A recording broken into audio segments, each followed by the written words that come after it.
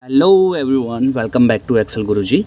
Today we are going to talk about VLOOKUP formula which can save a lot of time of yours. So now you will say there is nothing wrong in VLOOKUP formula, it's so easy.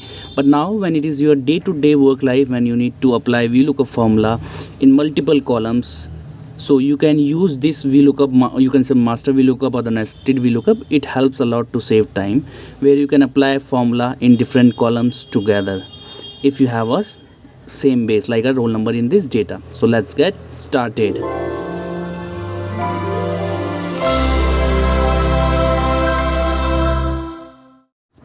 So as you can see, I have the data here, and now I need to apply VLOOKUP in all three cells. So what I'm doing, I have selected all three cells together. This is B2 to D2.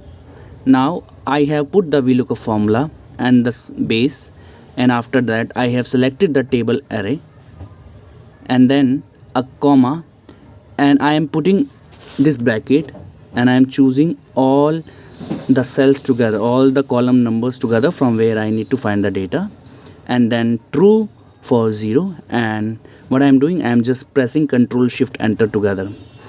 It will take VLOOKUP in all the three columns together. If you like the video, just hit the like button, subscribe and share with your friends so they can also learn. Thank you everyone.